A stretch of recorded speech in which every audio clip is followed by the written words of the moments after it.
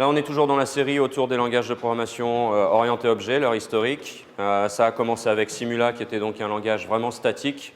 C'est vraiment un langage dans la lignée du C et du C++, sauf que c'était avant l'existence du C, avant l'existence du C++, donc on est dans la lignée de ce qui était le grand-père, à savoir Algol. Simula est un descendant d'Algol, ou si vous voulez, on aurait très bien pu l'appeler Algol++, ou Object Algol, si ça avait été la mode à l'époque. Mais après avoir introduit les concepts de l'orienté objet, les méthodes virtuelles et des choses qui sont quand même très statiques, l'idée a été reprise par un certain nombre d'inventeurs. Et là, en particulier, on est en train de regarder les gens de l'équipe Smalltalk. Smalltalk, j'en ai pas suffisamment parlé. Du contexte, c'est des gens qui sont au fameux Xerox PARC. On en a déjà parlé plusieurs fois, hein, le Palo Alto Research Center, un endroit où ils vont accumuler des inventions qui, fondamentalement, ont défini l'informatique d'aujourd'hui. Ils vont inventer les IDE. Quand vous regardez Smalltalk, vous verrez par la suite et vous comprendrez vous-même à quel point ils ont été précurseurs, même dans les outils pour le développement.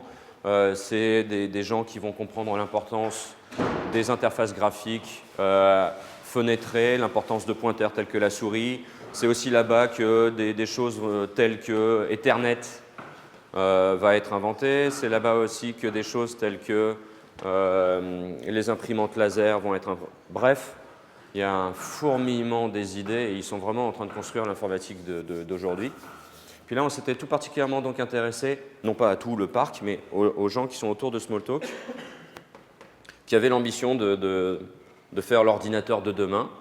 On a déjà vu hier que fondamentalement, ils étaient en train de penser aux tablettes. Et pour faire ça, ils se sont attaqués à avoir le bon langage qui permette de faire ça. Alors, on a vu déjà la première itération du langage avec Smalltalk 72, qui a quand même implémenté en basique.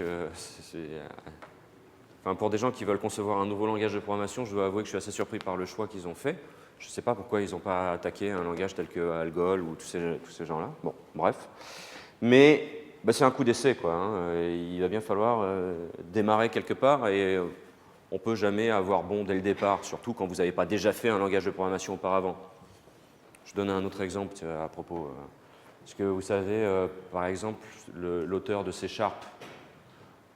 il y a plein de gens qui ont travaillé sur C#, mais l'auteur de C#, il a été recruté par Microsoft parce qu'il savait faire des langages de programmation et en particulier, auparavant, il avait fait Delphi.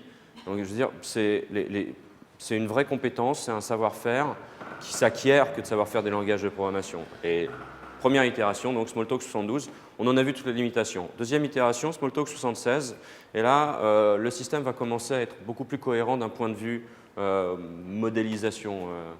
Donc il va y avoir une classe. Il va y avoir une classe. Ce qui n'est pas très difficile à comprendre, la nécessité d'introduire une classe. Déjà, Smalltalk n'est pas un langage à prototype, c'est un vrai langage à classe. Il y a des classes qui instancient des objets. Mais la spécificité de Smalltalk, c'est que c'est un langage qui va être introspectif. Alors, même pas d'ailleurs, je ne devrais pas dire introspectif, c'est pas lui rendre crédit. Réflexif. Est-ce que j'ai besoin de détailler ce que j'appelle réflexif ou les idées sont claires pour vous? Est-ce que vous pouvez me donner un autre nom de langage connu pour être réflexif? Lisp, bien sûr. Donc, c'est un langage dans lequel les programmes sont des données et on peut étudier l'état d'avancement d'un programme, le modifier, etc. Et c'est des choses qui sont beaucoup plus naturelles que si vous regardez par exemple en Java, tout ce qui vous permet d'essayer d'étudier vos classes. C'est quand même une API un peu lourde, c'est pas très élégant. Donc là, c'est des choses qui sont vraiment légères et on sent que c'est fait pour. Donc, en particulier, puisque le langage fonctionne avec des classes et qu'on a décrété que tout était objet, ça veut dire que les classes sont des objets. Et en tant qu'objet, ils sont instances d'une certaine classe, la classe. D'accord? Donc, introduction de la classe, c'est la classe des classes. Alors, il faut bien arrêter l'héritage quelque part. Elle-même, classe, est un objet. Et en tant qu'objet, elle doit être instance de quelqu'un. Bon, on ne va pas s'en sortir si on cherche à rajouter des classes, métaclasses, métaclasses, etc. Donc là, on a la particularité du fait que classe, c'est un objet qui a une instance d'elle-même. En tant qu'objet, elle est instance de la classe classe. On l'appelle la métaclasse, et c'est elle qui va définir, puisque c'est la classe des classes, son métier est de décrire le comportement des classes. Et qu'est-ce que c'est que le comportement des classes? Autrement dit, à quoi servent les classes? Elles servent par exemple à rajouter des méthodes, elles servent à instancier des objets, etc. D'accord? La métaclasse classe va permettre de dire tout ce qu'on peut faire sur une classe. Une classe, ça sert à implémenter un objet, ça sert à rajouter le fait qu'une hiérarchie va avoir une certaine méthode. Comme on a envie que les choses soient intelligibles, on va aussi donner des méta-informations telles que comment on affiche une classe. Bref, le comportement des classes en tant qu'objet. Mais bien entendu, on va aussi avoir une racine pour tous les objets. Là, ce sont uniquement les classes qui sont des instances de la classe classe, mais les objets eux-mêmes dériveront tous indirectement ou directement, de la classe object, qui va définir le comportement commun à tous les objets, toutes les choses qu'on peut savoir sur un objet. Ils vont introduire les dictionnaires de façon à pouvoir gérer nativement la sélection des méthodes. Autrement dit, quand on envoie un message à un objet, ce n'est plus le programmeur qui aura à sélectionner quel est le bout de code à exécuter, ce sera un lookup dans une structure de données, et la meilleure structure de données, c'est tout simplement un dictionnaire. Il va y avoir l'héritage qui n'était pas présent dans l'itération précédente, il n'y aura plus la primitive to, mais on aura des nouveaux messages, comme par exemple pour instancier une nouvelle classe, une classe rectangle, on enverra un message new à la classe classe, donc on demande l'instanciation d'une nouvelle classe. Et puis, là, comme vous pouvez le voir, ça sont des choses qu'on en reparlera par la suite. Smalltalk a introduit le concept de... Alors, j'aime pas trop ce mot-là parce que ça porte à confusion, mais de keywords. Ils utilisent ce qu'ils appellent des keywords pour nommer en quelque sorte les arguments. Si vous avez déjà fait Python, ça a dû vous arriver d'appeler une fonction, mettons print, en faisant file égale et en précisant quel était l'argument file de la fonction. Si vous avez une fonction qui a 4 ou 5 arguments et que ces arguments ils ont des valeurs par défaut, en C++, vous avez l'air d'un âne, quoi. Vous avez A, B, C et D et E, ils ont tous des valeurs par défaut. Si vous vouliez garder les 4 valeurs par défaut des derniers arguments et juste passer A, pas de problème, vous passez votre A, mais si c'est le contraire, vous êtes foutu. Si vous vouliez juste changer la valeur de E, mais garder les arguments qui sont devant, vous êtes foutu. En Python, vous n'êtes pas foutu. Vous dites A est égal, C est égal, E est égal, et puis on va récupérer les valeurs par défaut de B et D. Donc c'est très pratique pour les valeurs par défaut, mais pas seulement. C'est aussi juste très pratique pour arriver à rendre intelligibles des routines. En particulier, là où c'est en tout cas, moi, là où ça m'arrive le plus souvent, c'est quand vous avez une fonction, et puis, mettons que vous avez 2 ou 3 booléens qui contrôlent des comportements optionnels. Quand vous passez true, false, ou quand vous passez true, false, true. On a toujours un moment d'interrogation pour savoir, alors le premier true, il est là pour coder quoi, etc. Voilà. En C++, la bonne réponse, c'est d'utiliser des enums, même des petits enums qui n'ont que 2 valeurs, ça permet de coder de façon explicite. Mais c'est lourd. En Smalltalk, ils ont décidé qu'il y avait moyen, quand on fait des appels de fonctions, de donner des noms des arguments. Mieux que ça. Ici, le message, ce n'est pas new, ou le sélecteur de messages, si vous voulez. Le lookup qui sera fait dans le dictionnaire, c'est new, title et fields. Autrement dit, ils vont avoir une sorte de surcharge, si vous voulez, où le message new, il peut y en avoir plusieurs en fonction de quels sont les arguments que vous lui donnez. C'est une idée toute bête, toute simple, mais qui permet d'écrire du code qui est très intelligible. J'ai juste un regret, c'est qu'ils aient décidé d'appeler ça des keywords, ce qui n'a rien à voir avec ce que le reste du monde appelle keywords aujourd'hui. Si on regarde côté modélisation, quand le système est en train de tourner, ça vous donne ça. Alors les flèches bleutées, c'est le fait d'être une instance 2, et les flèches noires en dur, c'est dérive 2. Donc, toutes les classes du monde dérivent de object. Hop. Classe elle-même dérive d'object. Je vous laisse y réfléchir. Les choses telles que string sont des objets, les nombres sont des objets, integers sont des nombres. Smalltalk va être dans les premiers langages à vraiment explorer quels sont les différents types d'entiers, les différents types de nombres, quelles relations il peut y avoir entre eux, etc. C'est là où on va voir apparaître vraiment une espèce de modélisation, même des structures de données. Qu'est-ce qu'il y a de commun entre... Il y a des choses communes entre une liste chaînée et des tableaux. Et il va falloir modéliser toutes ces choses-là, qu'aujourd'hui vous voyez d'ailleurs en C++. Il y a justement les concepts, pas côté modélisation orientée objet, mais côté conteneur. Il y a des conteneurs différents et il y a une certaine portion des fonctionnalités qui sont communes aux tableaux et aux listes chaînées. Donc on verra aussi apparaître dans des langages comme le C++, tout ça, ces choses-là, mais plus sous la forme d'une belle hiérarchie d'héritage, plus sur le fait qu'il y ait des concepts qui soient inclus dans d'autres concepts. Et puis, côté instance, évidemment, object en tant qu'objet, puisque c'est un objet qui décrit une classe, il est une instance de la classe classe. Ouais. Est-ce que dans Smalltalk 76, Il y avait des je ne crois pas du tout qu'il y ait d'héritage multiple en Smalltalk, même en Smalltalk 78. En Smalltalk 80, je veux dire. Honnêtement, je connais un peu Smalltalk, mais je ne l'ai jamais pratiqué. Mais je suis prêt à parier qu'il n'y a pas d'héritage multiple.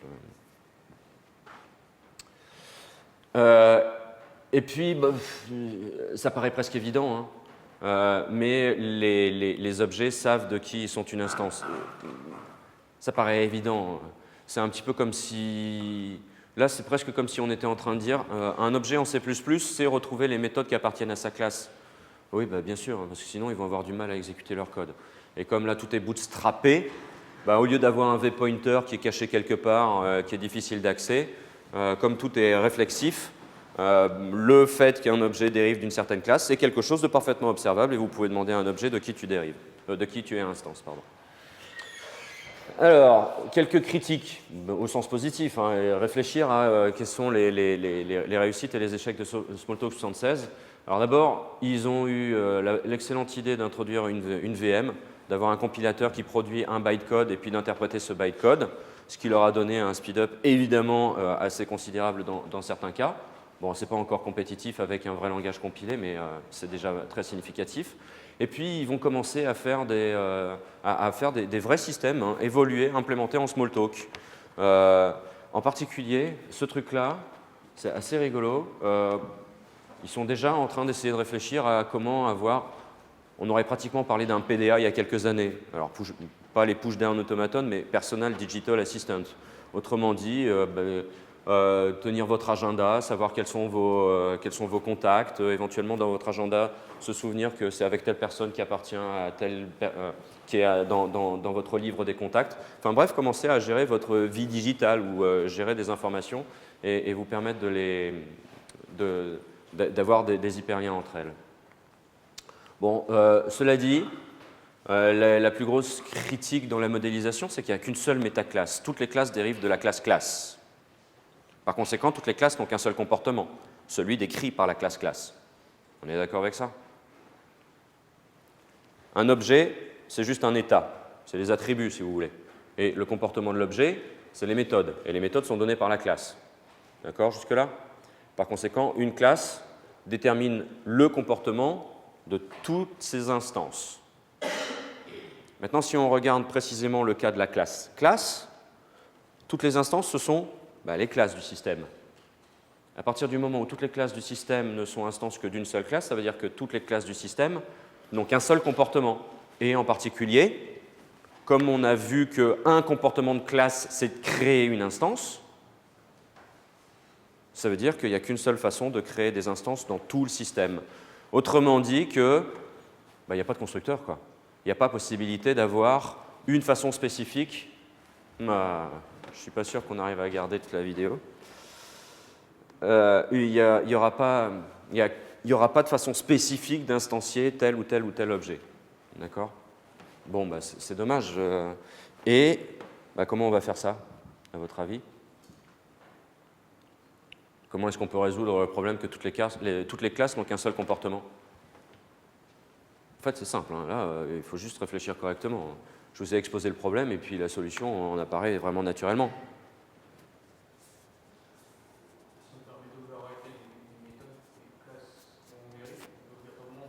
Alors,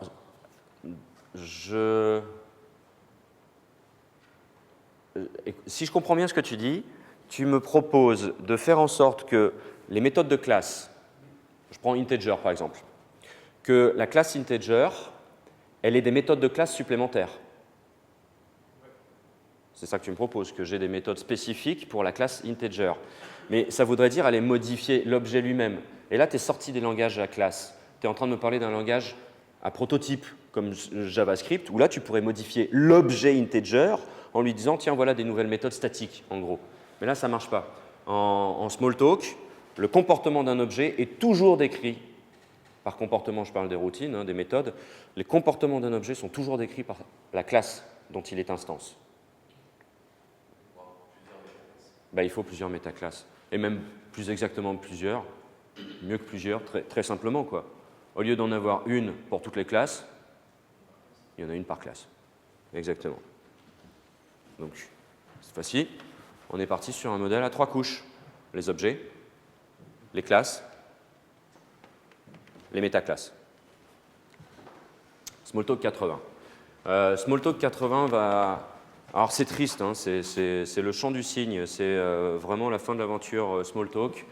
Xerox n'a pas compris l'intérêt de ce qu'ils étaient en train de faire, ils vont avoir des problèmes de financement, enfin bref, entre guillemets, ils se dépêchent de terminer ce qu'ils étaient en train de faire parce qu'il n'y aurait plus de moyens de continuer. Mais il n'empêche qu'il y a des gens qui vont comprendre l'importance de ce qui a été fait, de ce qui a été inventé dans leur équipe. Il y a quand même beaucoup de gens qui vont s'intéresser à ce que Smalltalk est devenu. Et Smalltalk va vraiment vivre assez longtemps, quoi. Aujourd'hui encore, Smalltalk vit. Hein. Il y a un endroit où Smalltalk va particulièrement bien réussir, c'est dans ce qu'on appelle le prototypage. Le prototypage, c'est une idée simple. C'est de se dire, voilà, j'ai un problème nouveau que j'ai à traiter, je ne l'ai encore jamais traité. Quand je dis je, c'est une équipe. Hein. Voilà, on est une équipe, on a un truc à faire, on ne l'a jamais fait, on n'a pas les compétences, et puis ça a l'air compliqué.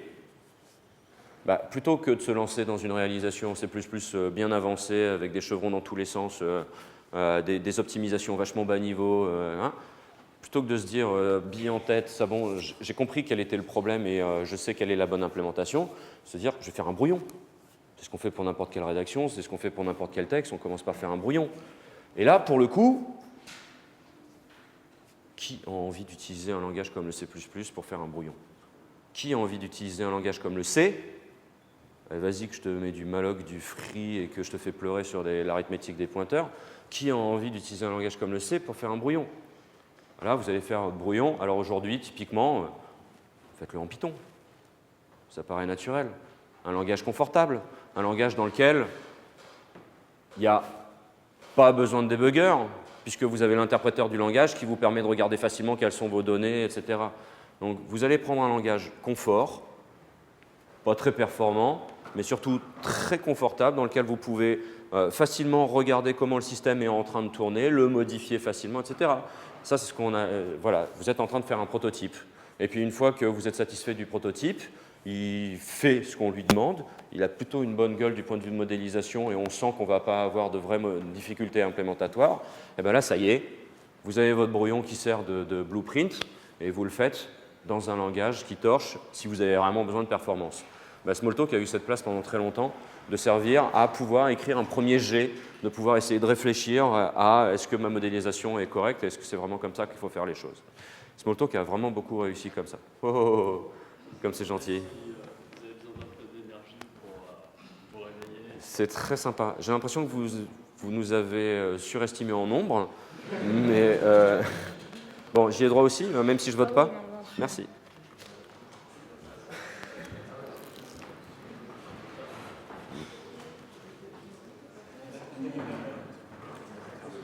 Hein, on a bien fait de continuer le cours, ouais.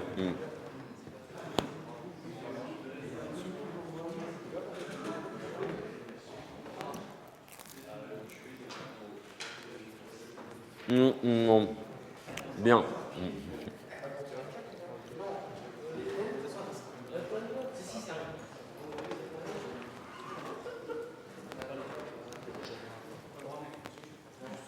T'en veux plus? Ah oui. Alors,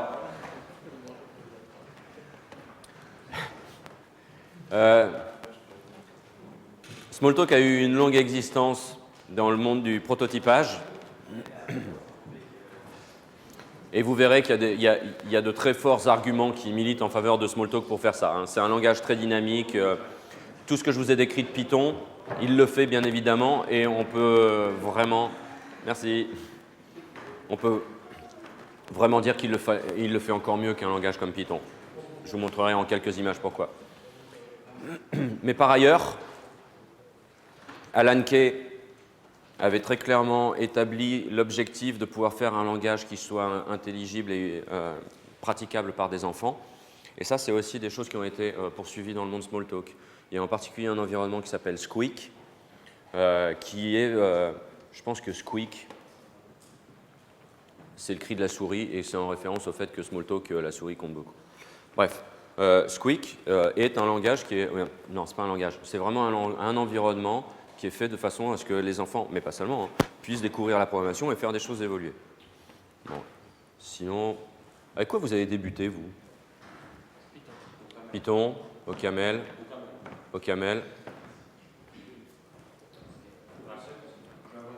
Java. Et il n'y a personne qui a fait... Bon, je pense que vous êtes trop vieux. Je pense que vous êtes trop vieux, mais si je vous dis Scratch, ça vous parle ou pas du tout? Ou Blocky? Ce sont des environnements qui... C'est de la programmation. C'est vraiment de la programmation pour les enfants, mais cette fois-ci avec des blocs qui représentent des boucles while, des boucles for, etc. Mais ça reste quand même des vrais concepts de programmation avec des structures qui sont imbriquées. C'est vraiment une idée propre. Est-ce qu'on peut prétendre que Graph 7, c'est un langage de programmation? Graph 7. Je sais pas. Non. Ça se voit pas que je ne vois pas. C'est back STI, c'est ce qu'on faisait pour programmer un ascenseur ou genre un truc pour lever des poids. Est-ce que quelqu'un a la réponse? C'est quoi la question? La question, c'est est-ce que Graph 7 est un langage de programmation? Je ne sais pas. Je regarderai, je te dirai ce que j'en pense, mais désolé.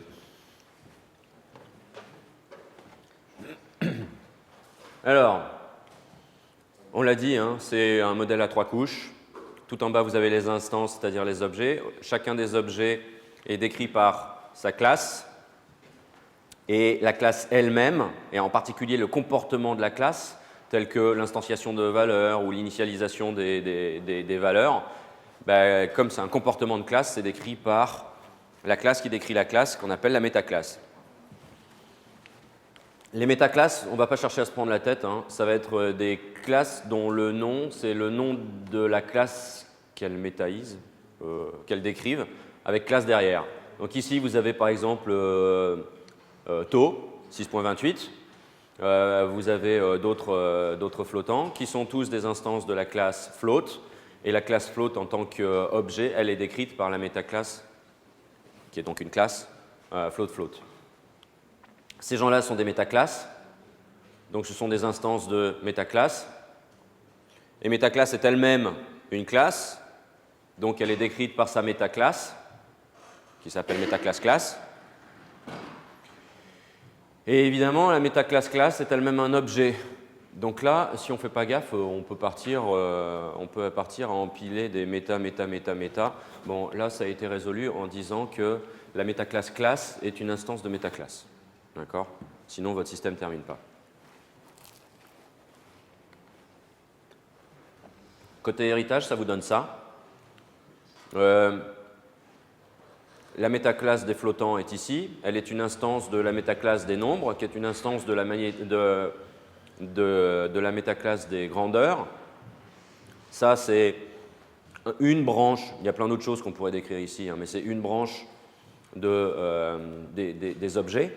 Hein, remarquez le parallélisme qu'il peut y avoir entre les classes et les métaclasses. La hiérarchie des métaclasses et la hiérarchie des classes sont liées, avec le fait qu'ici, on a le fait que objet de classe C'est une métaclasse, mais bon, en particulier, c'est une classe et elle est instance de classe. D'accord? Smalltalk, c'est beaucoup plus qu'un langage, c'est vraiment un système. C'est vraiment quelque chose d'intégré. Je vais vous montrer les images juste derrière, vous allez comprendre de quoi je parle. Donc, tout est objet, absolument tout est objet. Et la seule structure de contrôle, c'est le passage d'arguments. C'est la seule structure de contrôle. Même if, c'est un passage de message. D'accord? Donc ça fonctionne avec une image virtuelle, un compilateur qui produit du bytecode pour la machine virtuelle, et puis le résultat de cette compilation, c'est ce qu'on appelle une image virtuelle. C'est le système, une fois qu'il est compilé, c'est ce qu'on appelle l'image virtuelle. C'est un environnement riche, vous avez quelque chose comme 500 classes, 4000 méthodes et quelque chose comme 15 000 objets qui sont instanciés quand vous démarrez votre système Smalltalk. 80, aujourd'hui je ne sais pas ce que ça donne. Qu'est-ce que vous avez dans la bibliothèque standard? Bah, évidemment, vous avez tout ce qui est le noyau, le runtime, dans lequel vous avez class, object, number, bon, on a déjà parlé de tous ces gens-là. Ils ont introduit Model View Controller, Théo vous en a peut-être déjà parlé, en modélisation objet. MVC, c'est un des design patterns les plus connus et les plus répandus. Vous le verrez partout, celui-là. C'est impossible de passer à côté. Hein. Que vous fassiez du web, que vous fassiez de la robotique, vous aurez quelque part du Model View Controller à gérer. Une bibliothèque standard avec tout ce que vous pouvez imaginer sur les structures de données essentielles de l'informatique. Et puis, bah, des choses qui vont être introduites, comme par exemple beaucoup de gestion des bitmaps. À votre avis, pourquoi?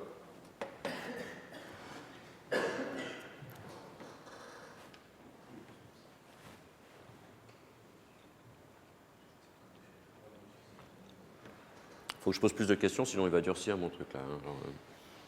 Alors? Pardon?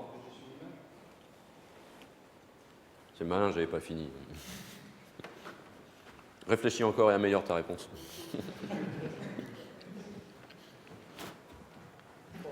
Exactement. On a une période où on est en train de tout inventer, les interfaces graphiques, le fait de glisser des fenêtres, etc. Et tout ça, c'est quand même du calcul incroyablement intensif sur les machines de l'époque. C'est pas la peine d'aller chercher NVIDIA à l'époque et leur demander un gros GPU. Tout ça, ça va être fait par le CPU. Et votre CPU, bah, mettons qu'on soit sur un écran noir et blanc, le fait de déplacer un objet, ça va être de jouer avec des bits. Là, hein. On n'est pas en train de jouer au grain de l'octet avec des couleurs RGB, etc. Il faut arriver à faire des déplacements bit par bit. Et là, il va y avoir énormément de problèmes à résoudre, qui maintenant sont bien connus, hein, toutes les machines le font, tout ça, nos machines sont des descendants de cette période-là, mais il va quand même falloir qu'il y ait des gens qui inventent les bonnes façons performantes matériellement d'arriver à déplacer des fenêtres, déplacer des images, etc. Donc ça va être fourni par des choses comme ça, ils gèrent la souris, alors c'est rigolo, la souris, elle n'a pas un bouton 1, 2, 3, mais elle a un bouton qui s'appelle Red, Blue and Green ou un truc comme ça, parce que la souris d'origine, elle avait des boutons à couleur et ils ont gardé ça. Et puis aussi de quoi, vous voyez, pouvoir faire un système parallèle. Voilà à quoi ressemble le système Smalltalk, vraiment. Je ne suis pas en train de vous présenter une interface que quelqu'un a rajoutée, etc. C'est Smalltalk, c'est de quoi naviguer. C'est ici que ça se passe. Là, vous avez votre code. Là, vous dites, les objets sont classés par nature. Hein, vous avez les conteneurs, si vous voulez, vous avez les objets. Et donc, vous avez une navigation où là, vous êtes en train de chercher les conteneurs qui vous intéressent. Puis, une fois que dans les conteneurs, vous avez choisi l'objet qui vous intéresse, vous allez avoir les méthodes, les champs, etc. Tout va être mis à votre disposition avec ici de quoi travailler sur votre objet. Et ça, vous pouvez faire ça pendant que votre programme tourne. Pendant que votre programme tourne, vous pouvez rajouter des méthodes. Il suffit d'aller éditer l'objet classe qui correspond à l'objet que vous êtes en train de... Si vous voulez modifier le comportement des flottants, par exemple, vous allez modifier la classe float en live et ça ne pose pas de problème. Bon, évidemment, ça nécessite un minimum de discipline parce que si vous voulez aller changer le sens de true et false, par exemple, et de les inverser, histoire de vous marrer un bon coup, vous pouvez le faire. Bon, après, quand on travaille en équipe, je ne sais pas si vous allez être retenu comme étant le plus drôle de l'équipe, là. mais on peut le faire. Vous pouvez même le faire en russe si vous voulez, et en mode MS-DOS. Bonne chance.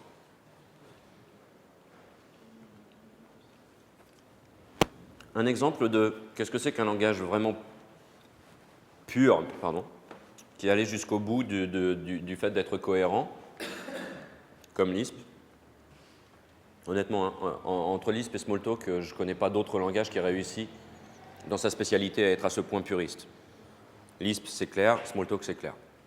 Je ne connais pas d'autres types de programmation où on puisse voir une aussi belle épure du langage. Alors, on va prendre le cas des booléens. Les booléens dérivent de dérivent de la classe abstraite booléen plutôt. Vous allez avoir deux classes, la classe true et la classe false. Est-ce que vous anticipez pourquoi? Pourquoi on n'a pas juste une classe booléen et deux instances, l'une qui est true et l'autre qui est false?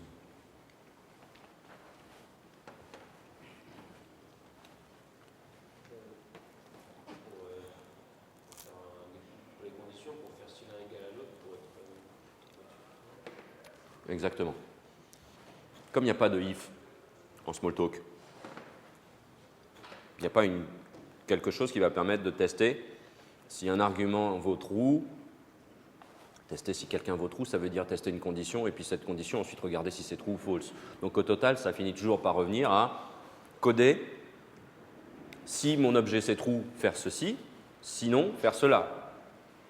Ça veut dire qu'en réalité, vous avez deux comportements possibles en fonction du booléen sur lequel vous êtes.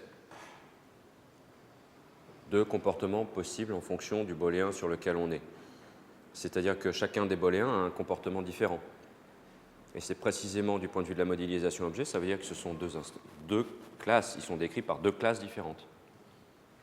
Donc ça va être, si vous ne l'avez pas encore compris où on allait, vous allez voir dans les exemples suivants, ça va être lumineux, mais c'est une très bonne modélisation qui, finalement,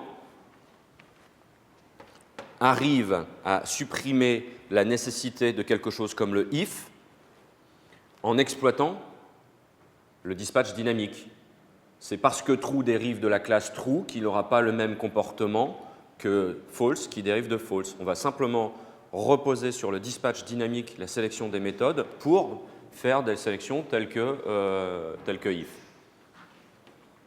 Alors, on va commencer par des trucs tout bêtes, hein, le et, le ou, le non.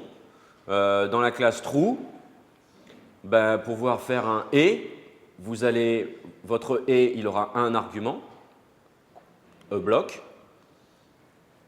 Ça n'a pas nécessité d'être directement un booléen.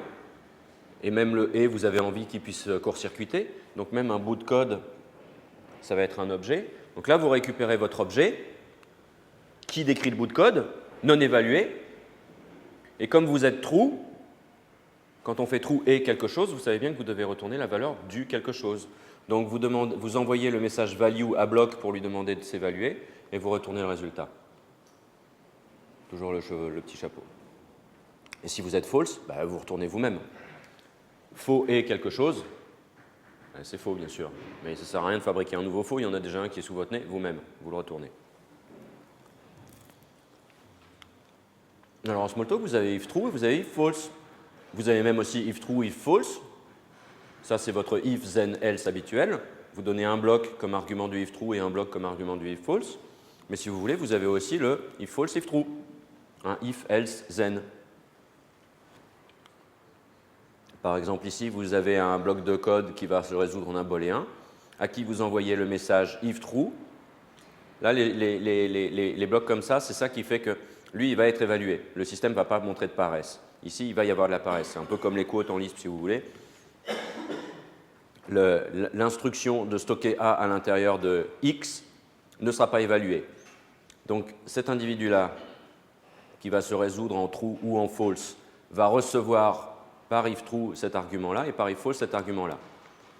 Ah, zut. Bon, les implémentations, vous les devinez bien.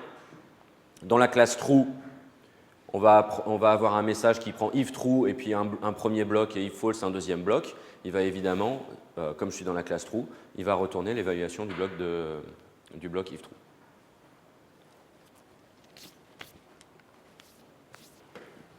Les entiers, vous voyez, c'est riche.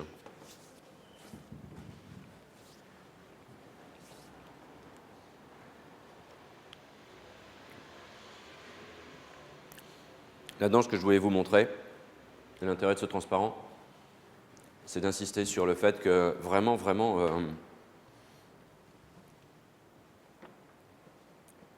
dans la conception d'un... Comment dire? C'est une erreur assez profonde de se dire qu'on connaît un langage quand on connaît sa syntaxe et qu'on sait servir du compilateur. C'est une erreur de se dire qu'un langage de programmation, ça s'arrête à sa syntaxe et à la sémantique de la syntaxe. Un langage de programmation est particulièrement et profondément lié aussi à sa bibliothèque standard. Et puis dans le cas de Smalltalk, là c'est encore pire, vous ne pouvez pas changer la bibliothèque standard puisque le langage est la bibliothèque standard. Tout ça c'est une seule chose. C++, on pourrait imaginer d'autres choses, mais quand même, je ne m'y prétendrai pas être un programmeur Java. Je sais écrire la syntaxe Java, je connais la syntaxe Java, j'ai déjà écrit des programmes Java, mais je ne connais rien des bibliothèques standards, je ne peux pas prétendre être un programmeur Java. En Smalltalk, c'est pareil. Ce n'est pas parce que vous avez vu la syntaxe, franchement, la syntaxe, vous avez vu, il y a peut-être 2-3 règles syntaxiques et tout le reste, c'est l'utilisation de l'envoi de messages. Vraiment, la richesse du langage est dans sa bibliothèque et la bibliothèque a été soignée. Vous avez une vraie hiérarchie, tout est bien classifié. Enfin, il y a un vrai beau travail de modélisation. Avec des trucs très évidents, mais bon, après tout, il faut bien que quelqu'un les fait avant vous. Ces opérateurs-là, ils vont être codés pour tous les gens qu'on a appelés les grandeurs. Parce que tout le reste, tous les autres cas vont définir être égal ou être plus petit que. Être supérieur, c'est être ni plus petit ni égal. Donc les autres comportements, ils sont faciles à définir à partir de ce qui va être défini ici. Si vous regardez le C++, d'ailleurs, ça se voit bien ça. Où est-ce qu'on voit ça dans le C++? Tout le C++, les conteneurs reposent sur std_less et puis std_equals. C'est aussi assez facile à voir ça. Alors, par exemple, pour une magnitude, le fait d'être supérieur ou égal, c'est le fait de ne pas être strictement inférieur. Dans le cas d'une date, de dire que year est plus petit que a date, pouf pouf. Oui, quand je suis une date, excusez-moi. Quand je suis une date, je compare, est-ce que mon année est plus petite que l'année de RHS, hein, de la partie droite de la comparaison. Si c'est vrai, pour l'année, ensuite on regarde ce qui se passe pour le jour. Et si c'est faux, on retourne le résultat de la comparaison. Je ne vois pas pourquoi. Non, bon, on retourne le résultat de la comparaison. Les collections, encore une fois, vous voyez, il y a des choses qui sont bien connues. Il y a quelque chose que ici, peut-être vous ne connaissez pas. Bag. C'est comme ça que le reste du monde appelle multiset. En C++, ils rajoutent multi quand ils disent qu'il peut y en avoir plusieurs copies à l'intérieur d'eux, mais dans la plupart des autres langages, on appelle ça des bags. Et sinon, le reste, c'est des choses que vous connaissez bien. D'itérer, do par exemple, toujours pour montrer que même des structures telles que des boucles sont des choses que vous pouvez implémenter facilement. Donc ici, je suis dans linked list et je veux faire quelque chose sur chacun des éléments de ma liste. Bon, alors je prends le premier élément de ma liste et j'appelle ça a_link. A_link est une variable locale, voilà comment on le déclare. Et puis, tant que le lien courant n'est pas nil, tant qu'il est faux que ceci est vrai, donc tant que link est différent de nil, eh bien, eBlock, qui est donc l'argument qu'on me donne, je l'évalue. Mais attention, cette fois-ci, ce n'est pas value. C'est value de point. Autrement dit, je donne un argument à mon bloc, on pourrait considérer que c'est quoi mon bloc là? Un bloc de code qui attend un argument. C'est fondamentalement une lambda là. D'accord? Donc ici, on alimente eBlock qui attend un argument, on lui donne cet argument. Pour faire justement le do, et puis après on passe au lien suivant dans la liste chaînée. Des listes, là je vous laisse regarder. Vous voyez, on peut faire de la programmation typique de la programmation fonctionnelle. C'est ça les fameux blocs qui prennent un argument. Ici l'argument il s'appelle prime.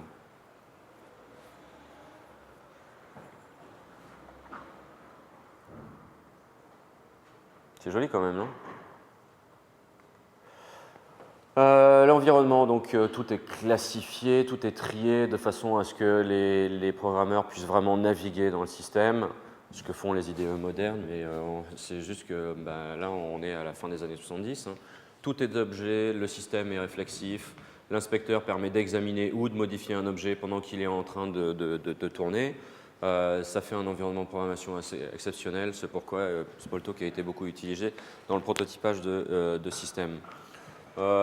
Bon, là, un exemple de comment on pourrait sous-classer. Je ne sais pas si on va passer beaucoup de temps là-dessus. Mais vous regarderez les transparences si ça vous intéresse. Mais voilà comment on pourrait introduire une nouvelle classe, les complexes. Comment on se catégorise dans le système de façon à ce qu'on soit rangé au bon endroit pour pouvoir aider à la navigation, etc. C'est vraiment très, très élégant hein, d'avoir des mots-clés comme ça, de pouvoir dire... faire des appels, des appels structurés. Voilà. Les critiques, bon, il y avait quelques trous dans la sémantique formelle. Il y a beaucoup de gens qui n'ont rien compris à ce que c'était que la métaclasse. Probablement parce qu'il n'y a juste pas eu un cours, parce que le concept est vraiment simple. Il n'y a pas de typage, il n'y a pas de typage statique. Le dispatch dynamique, il n'y a que ça. Donc au total, ça fait que votre système est lent. Donc ça veut dire que c'est très bien pour le prototypage, mais c'est pas comme ça qu'on fera des outils qui tourneront dans l'industrie. Il y a un garbage collector, hein, vous m'avez jamais vu faire de l'allocation ou de la désallocation. Il manquerait plus que ça. On essaye de faire un langage qui soit sympa, on va pas s'amuser à gérer la mémoire soi-même, mais du coup ça peut vous coûter cher. On est dans les années 80, hein. Enfin on est à la fin de 70. Aujourd'hui nos GC ils sont très performants, il y a des stratégies qui ont été inventées, les garbage collecteurs générationnels sont des choses qui sont hyper performantes, mais il a fallu mettre au point toutes ces technologies. À l'époque, ce n'était pas le cas. Quelque chose de très ennuyeux, c'est le fait que votre système Smalltalk, quand il tourne, c'est une image, un flow de bytecode. Comment vous partagez ça? Comment vous mettez ça dans un dépôt Git? Comment vous faites du travail collaboratif? Donc là, on a un vrai souci quand même hein, sur comment arriver à faire du travail à grande échelle. Bon, évidemment, les gens ont travaillé là-dessus et ils sont venus avec des concepts fondamentalement de patch. Quand vous contribuez quelque chose à un système, vous envoyez le patch du système. Mais il faut bien comprendre que le système, il faut appliquer le patch, quoi. Et ce qu'il faudrait pratiquement mettre sous dépôt, c'est la collection des patchs et non pas le résultat de l'application de chacun des patchs. Il n'y a pas de sécurité. Si vous avez décidé que ce n'était pas assez rigolo de permuter true et false, vous pourriez faire d'autres choses encore. Voilà. Donc évidemment, ce n'est pas avec ça qu'on va faire des choses critiques. Il n'y a pas possibilité de faire des applications standalone. Quand vous tournez un programme Smalltalk, il y a le système Smalltalk qui est derrière. Et puis, pas d'héritage multiple. Ce qui nous amène à un moment de grand plaisir, que je suis sûr que vous attendez tous. Il est déjà 9h50 ? Et honnêtement, moi, je ne vois rien se passer derrière. Là. C'est vers 10h20 ou un truc comme ça qu'il devrait se passer des choses, c'est ça ? Bon, je pense qu'on peut torcher le C++, vitesse plus. Dès que quelqu'un lève la main, on sort. Moi, ça me...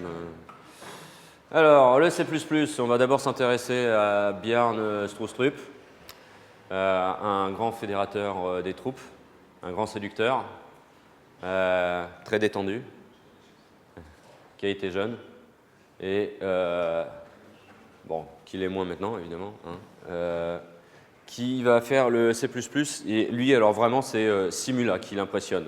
Alors, j'oublie sa nationalité, je me demande s'il n'est pas norvégien lui aussi, mais en tout cas, il est scandinave. Et il a été fortement inspiré par Simula, et il est parti au Bell Labs, avec lui aussi, son point de départ, c'est d'arriver à faire des modélisations de systèmes, et de mémoire, c'était modélisation, cette fois-ci, c'était pour des protocoles, d'arriver à modéliser des ordinateurs qui communiquaient entre eux.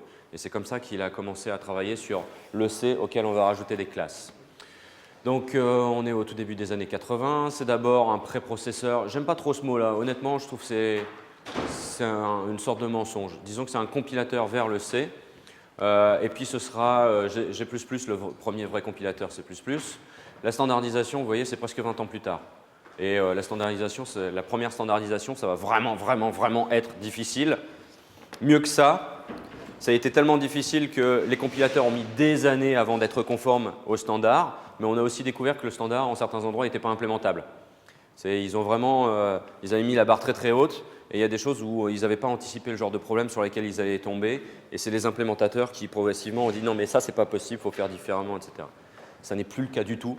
Aujourd'hui, tout ce qui est proposé comme ajout au standard C++ passe par des expérimentations et passe par le fait qu'il y a un Clang modifié, un GCC modifié ou ce que vous voulez de modifier qui montre que c'est possible. C'est aussi pour ça qu'ils ils accélèrent le rythme. Vous ne le saviez peut-être pas, mais c'est quand même le C++ qui invente const. Le C n'avait pas const. Le C va récupérer const après que C++ l'ait introduit dans son langage. Les références, bon ça vous le savez bien puisqu'on ne les a toujours pas en C. Les prototypes, alors les prototypes dans le monde C++, ça veut dire les signatures de fonctions, le fait de typer les fonctions. Vous êtes trop jeune pour avoir connu la guerre, mais le C, K et R, il n'y avait pas les prototypages.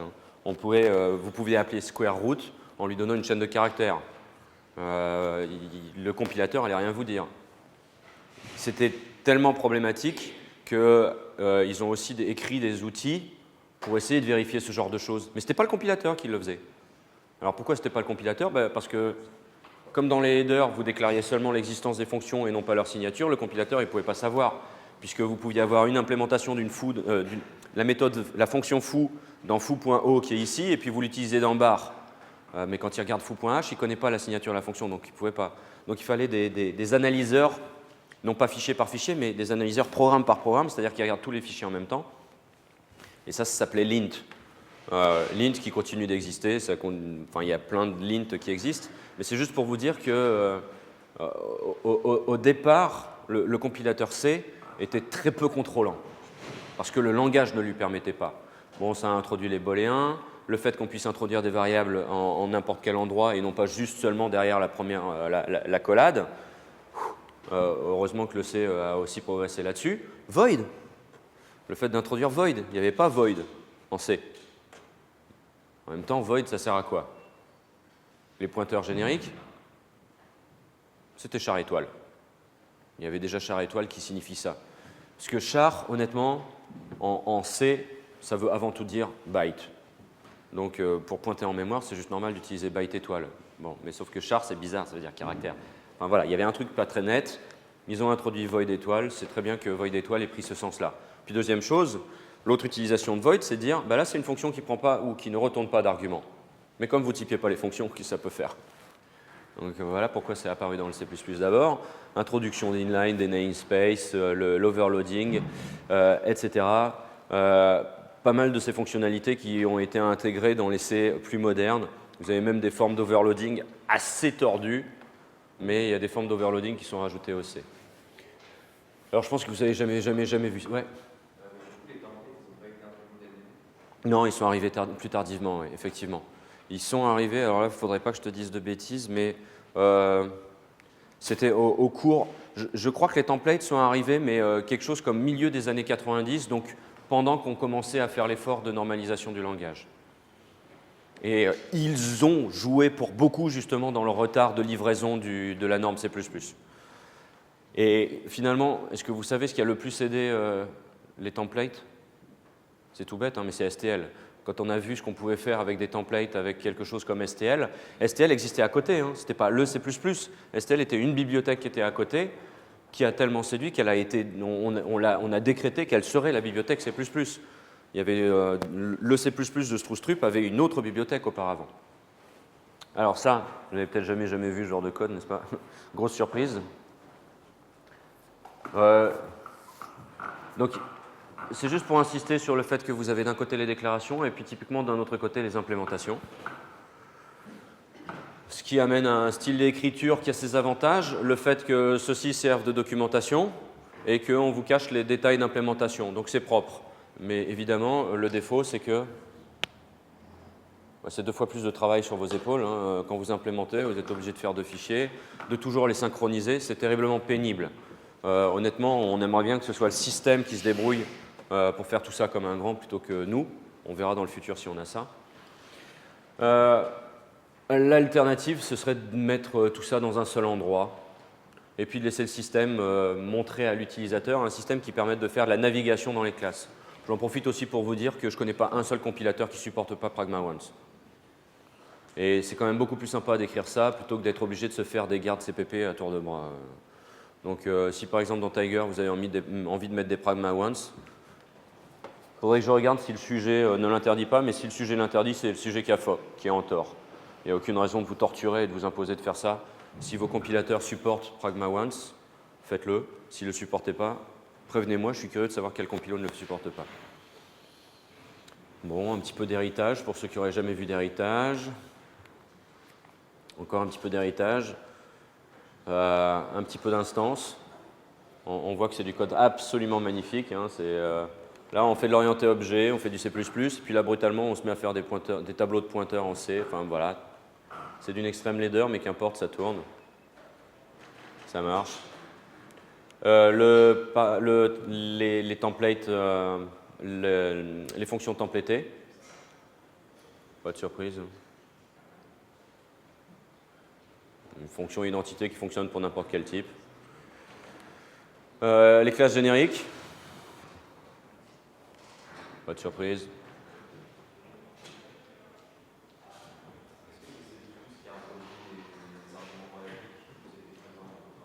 Les arguments variadiques. Alors, pour moi, argument, c'est d'appel de fonction et paramètres, c'est pour... je n'en ai aucune idée. Je n'en ai aucune idée.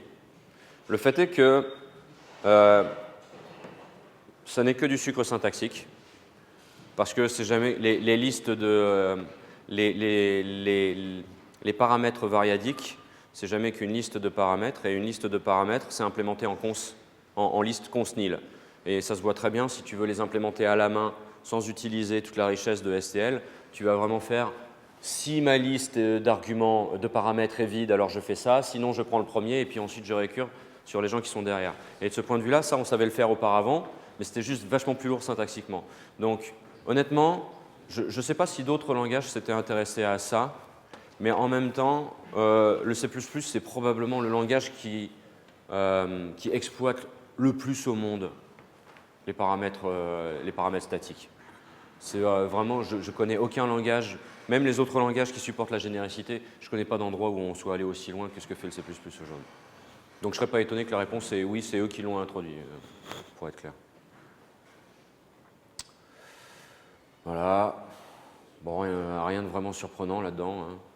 Si, il y a une seule surprise, c'est qu'ici on utilise... Pardon?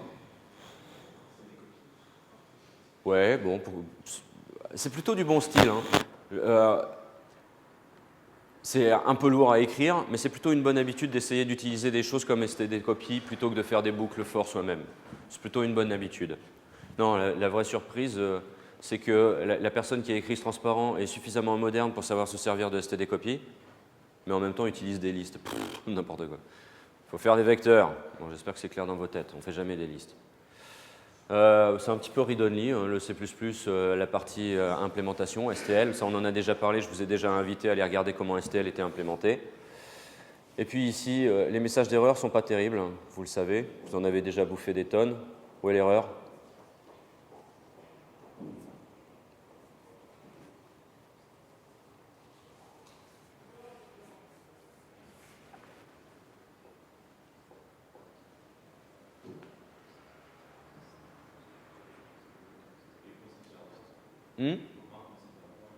Si, bien sûr.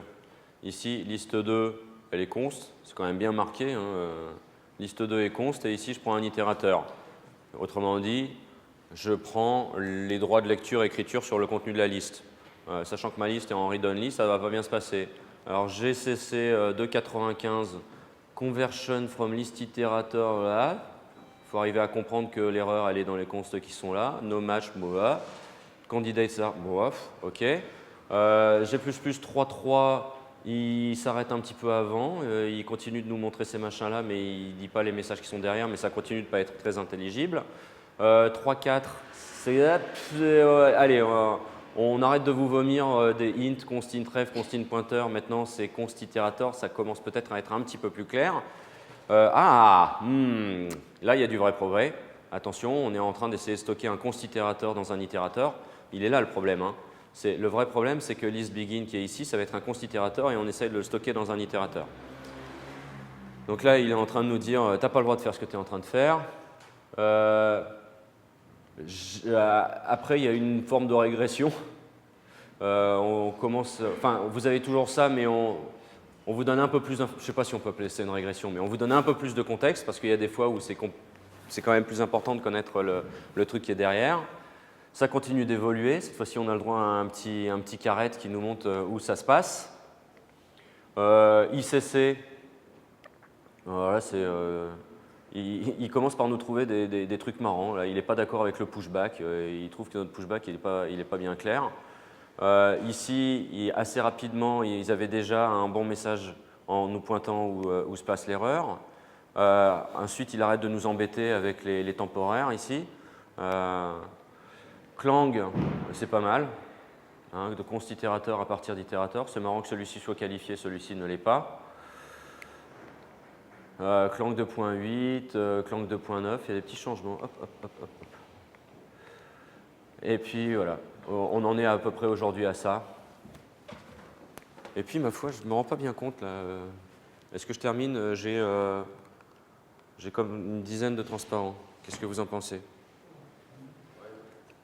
Ouais quoi? C'est pas clair, oui. Hein. C'est les arguments de fonction booléen dont je vous parlais tout à l'heure. C'est un yes ou un true à arrêter ou à continuer? Continuer. Bon, d'accord. Bon, on va vous parler, je vais vous parler d'un petit peu de Luca Cardelli. Luca Cardelli, il a bien roulé sa bosse, lui. Hein. Il était chez DEC. Il a beaucoup travaillé aussi avec les gens de l'INRIA sur des langages de programmation. C'est un vrai chercheur. Aujourd'hui, si ça n'a pas changé, il est chez Microsoft. Et c'est vraiment quelqu'un qui a beaucoup travaillé sur les langages et particulièrement sur les aspects de typage dans les langages de programmation. Et là, je vais vous parler d'un papier qu'il avait écrit qui s'appelle Bad Engineering Properties of Object-Oriented Languages. On va aller assez rapidement parce que son papier est bien fait. Il prend 5 points et il étudie la pertinence des langages objets selon ces 5 critères. Il y a quelque chose, peut-être j'aurais dû commencer par ça, qui est de vous dire qu'il y a des gens qui sont persuadés que l'orienté objet est une bêtise et que ça fait 30 ans qu'on s'enfonce plus profondément encore dans cette imbécilité et que ce n'est pas le bon modèle. Et ça, on le dit depuis très longtemps. Hein. Ça fait longtemps qu'il y a des détracteurs de l'objet. Mais est-ce que vous voyez un langage qui… il y en a peut-être plus d'ailleurs, mais un langage relativement récent qui montre bien qu'ils n'adhèrent pas à l'idée d'objet? Ouais, Haskell, oui.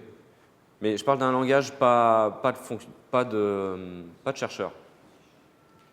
Si vous regardez Go, ils rejettent assez violemment l'idée de l'orienté objet. Ils ont des idées qui sont similaires et qui permettent d'obtenir des choses comparables à ce qu'on fait avec l'orienté objet, mais ce n'est pas de l'orienté objet, la métaphore est différente.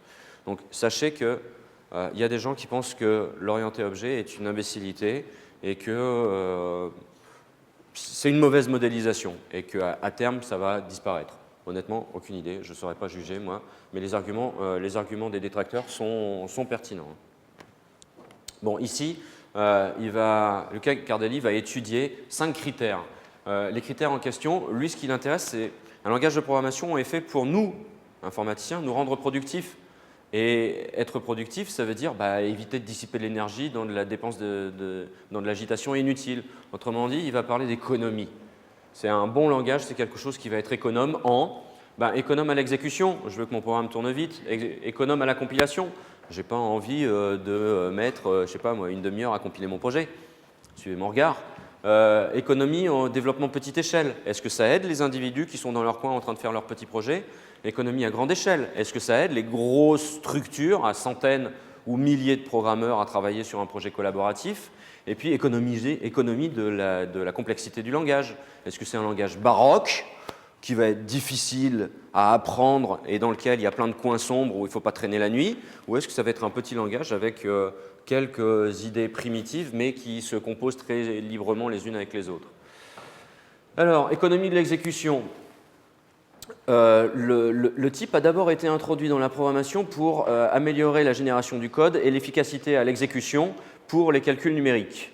En ML, vous aurez rapidement compris que c'est un de ses langages favoris. En ML, la précision de l'information de typage élimine le besoin de vérifier que des pointeurs ne soient pas vides avant qu'on les déréférence. L'orienté objet, de ce point de vue, est intrinsèquement moins efficace que le style procédural à cause du dispatch dynamique. La solution traditionnelle à ce problème, à savoir faire de l'analyse et compiler le programme complètement, viole la modularité et n'est pas applicable aux bibliothèques. Alors là, peut-être que vous ne voyez pas ce qu'il est en train de dire ici, mais il est en train de dire j'ai une fonction, j'ai un appel vers une méthode polymorphe. D'accord? Draw. Si ça se trouve là, étant donné les arguments sur lesquels je vais appeler draw, c'est peut-être toujours un cercle. Et donc faire le dispatch dynamique, c'est stupide. Il n'y a qu'à aller chercher celui de cercle directement. Oui, mais comment je peux savoir ça en regardant juste mon petit bout de code qui est ici, ou plus exactement, quand j'appelle draw, comment est-ce que je peux savoir lequel exclusivement retenir?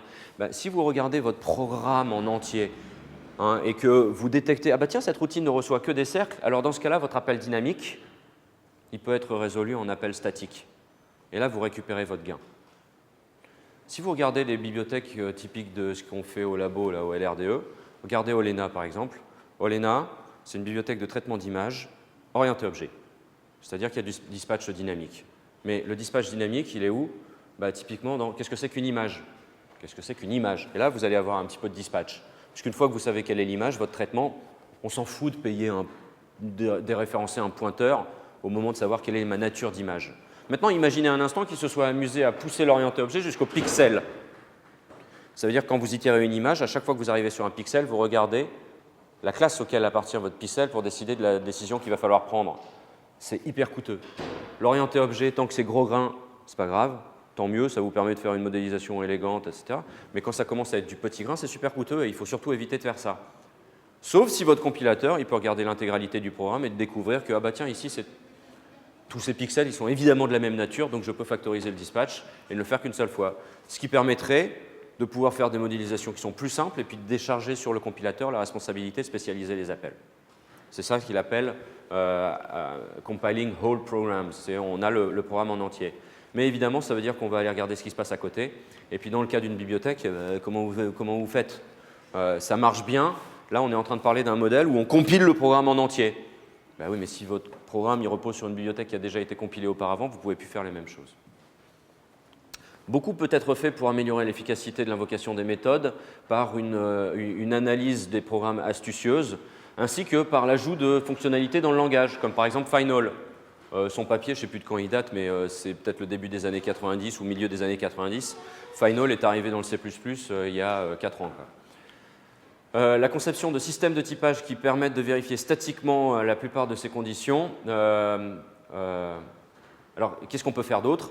Concevoir des systèmes de typage qui permettent de vérifier statiquement la plupart de ces conditions qui aujourd'hui nécessitent une vérification dynamique. Donc ça permettra d'être plus rapide. Qu'est-ce qu'on peut faire pour une durée de compilation plus courte? L'information de typage peut être organisée sous la forme d'interfaces pour des modules de programme, comme c'est le cas en module A2 ou en ADA. Les modules peuvent être compilés indépendamment. La compilation des grands systèmes est du coup plus efficace. Là, par exemple, l'échec total, c'est STL, où vous passez votre temps à instancier stdlist de int, stdlist de vecteur, de machin, etc. Si vous avez plusieurs points hauts et que chacun utilise list, vous allez instancier what 1000 fois list, instancier what 1000 fois vector, c'est horrible. Là, il est en train de dire que ça devrait rester, les gens devraient être compilés indépendamment. L'aspect, bordélique, l'aspect désordonné de l'intégration de système serait donc éliminé. Souvent, aucune distinction n'est faite entre le code et l'interface de la classe. Suivez mon regard, encore une fois. Certains langages orientés objets ne sont pas suffisamment modulaires et nécessitent la recompilation des surclasses quand on compile les sous-classes. Le temps passé dans la compilation peut grossir de façon disproportionnée par rapport à la taille du système. Nous avons besoin d'adopter des langages et des systèmes de typage qui permettent la compilation séparée de sous-classes sans avoir à faire appel à la recompilation des surclasses et sans avoir à reposer sur les informations privées qui sont dans les interfaces. Là, la dernière phrase, encore une fois, c'est clair. Vous prenez un objet en C++, une classe, vous lui rajoutez un champ privé, il faut recompiler tous ceux qui dépendaient de cette classe. Alors qu'en fait, vous venez de rajouter un truc qui est privé. Quelque part, il y a quelque chose d'absurde. C'est pas normal. Si c'est privé, les autres ne devraient pas en dépendre, même pas du point de vue de la compilation. Après, il y a des raisons pour lesquelles c'est comme ça, on peut en discuter, mais c'est son propos. Développement petite échelle.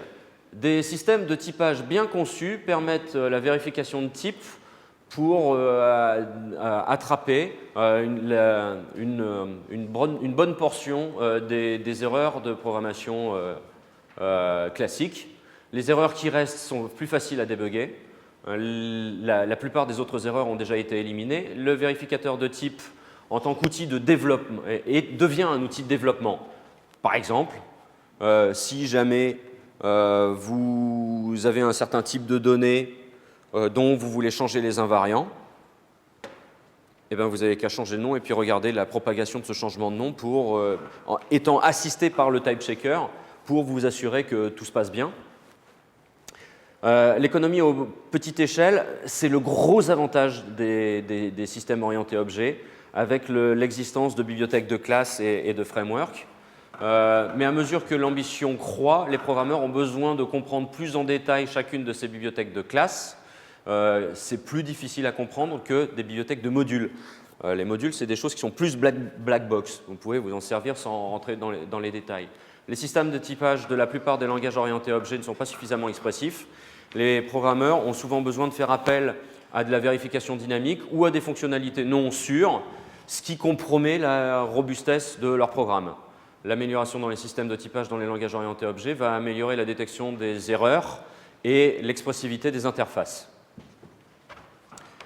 Large échelle. L'abstraction de données et la modularisation ont des avantages méthodologiques pour le développement, à savoir que vous faites des réunions pendant lesquelles vous négociez les interfaces, et une fois que les gens se sont mis d'accord sur quelles sont les interfaces des sous-systèmes, eh bien, chacun part dans son coin et développe dans son coin. Le polymorphisme est important pour la réutilisabilité de code. Il peut y avoir des équipes qui développent ou spécialisent des bibliothèques de classe. La réutilisation, c'est vraiment le gros avantage de l'orienté objet. Alors honnêtement, je ne suis pas tout à fait d'accord avec lui. Je dirais que la réutilisabilité, c'est vraiment la killer feature de la généricité, pour le coup. Encore plus que l'orienté objet, hein, c'est le fait d'avoir de la généricité qui aide. Donc c'est gros avantage de l'orienté objet, mais mauvaise modularité vis-à-vis de l'extension des classes et des modifications, hein, avec des choses telles que pouvoir retirer on voudrait pouvoir retirer des méthodes. Par exemple, quand vous faites une stack au-dessus d'un vecteur, vous voulez cacher certaines fonctionnalités de vecteurs. Il y a souvent une confusion entre classe et type d'objet. Alors ça, je ne vais pas rentrer dans les détails, peut-être on fera ça une autre fois, mais un des échecs profonds des langages orientés objets, c'est de penser qu'une classe et un type, c'est la même chose. Il y a des endroits où, quand on regarde finement, ça ne marche pas si bien. Et en particulier, sous-classé n'est pas sous-typé. Et c'est là où on a des vrais problèmes. C'est que d'un point de vue théorique, un sous-type, c'est quelque chose qui se définit bien, qui a un certain nombre de propriétés. Sous-classé, ça y ressemble, mais ça n'a pas gardé toutes les mêmes propriétés. Il y a des endroits où ça coince. Bon.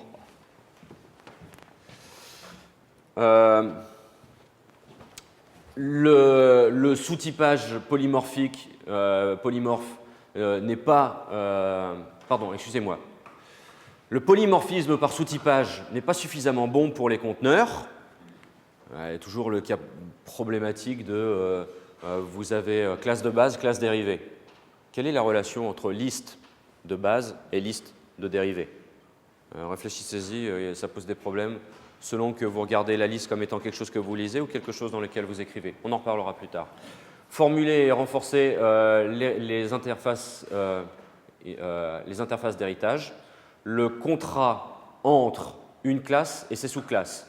De vraiment dire on n'a pas le droit de dériver n'importe comment. Quand on regardera Eiffel, on verra très bien ce qu'il est en train de dire ici. Ça va nécessiter le développement d'outils de support de ça dans les langages. Le polymorphisme paramétrique ou générique, est en train d'apparaître, le papier est un petit peu âgé, est en train d'apparaître, mais ces interactions avec les fonctionnalités orientées objets ne sont pas suffisamment comprises. Interface et sous-typage versus classe et sous-classé doivent être séparés. Ce ne sont pas les mêmes concepts. Économie des langages, des fonctionnalités dans un langage. Des constructions bien conçues, bien orthogonales, peuvent être naturellement composées dans tous les sens. Par exemple, tableau de tableau ou fonction NR versus fonction unaire versus fonction unaire et tuple. Là, on parle bien de curification et décurification dont on a déjà parlé ensemble. L'orthogonalité permet de réduire la complexité du langage parce qu'il y a moins de choses à apprendre. Vous pouvez composer librement et vous n'avez pas des exceptions à apprendre. La courbe d'apprentissage est par conséquent réduite et réapprendre sans arrêt et minimiser. Vous n'êtes pas obligé de retourner dans vos documents de référence pour comprendre pourquoi ça ne marchait pas. De ce point de vue-là, Smalltalk, très bien. C++ fout carrément la trouille derrière toute la complexité de son immense nombre de fonctionnalités. Et là, il parle de C++ de bien avant le C++ 11 et 14. Quelque chose entre les deux, entre Smalltalk d'une part et C++, quelque chose entre les deux s'est mis à déconner. On est parti de quelque chose de très économique et de bien uniforme, à savoir tout est objet, pour terminer avec une collection baroque de plein de types de classes différentes. Java représente une réaction plutôt saine, mais il est plus complexe que ce que la plupart des gens veulent bien réaliser. Les langages à prototype ont cherché à réduire la complexité en fournissant un modèle plus simple, plus composable, mais il reste encore beaucoup de choses à faire pour les langages à base de classes. Tout à l'heure, je vous disais que je ne connais pas d'autres langages qui aient la pureté Smalltalk. J'ai oublié quelqu'un quand même, Self, qui est le premier langage à prototype. Self, c'est les gens qui sont partis de Smalltalk, qui se sont dit c'est vraiment super ce qu'ils ont fait, mais les classes, on va les retirer, ça va tout simplifier. Et ils sont repartis avec ils ont fait un très beau langage. Le premier langage à prototype, ça s'appelle Self. Comment pouvons-nous concevoir un langage orienté objet qui permette de l'ingénierie puissante, mais aussi simple et fiable? Voilà les quelques idées que j'avais envie de retenir du papier de Cardelli pour vous dire que un langage de programmation, c'est un outil, et un outil, ça doit être efficace, et donc il y a quand même des gens qui réfléchissent à tout ça. Bon, s'il y avait un mot ou deux mots qu'on a vu passer très souvent chez Cardelli, c'est lequel? Et si vous avez compris les deux mots, vous avez compris sur quoi il aimait travailler. Hein. Le truc très récurrent, c'est… Oui, alors économie, je suis d'accord, mais ça, c'est son outil d'analyse. Mais à peu près à chaque fois, il dit… Et la réponse, c'est… Alors, ML, c'est presque sous-entendu, mais… Et la réponse, c'est travailler sur les systèmes de typage. Donc voilà, si vous avez envie de vous faire un copain avec Luca Cardelli, travaillez sur les systèmes de typage. Proposez-nous un meilleur langage orienté objet. Bonne journée, bon week-end, bonne éclipse.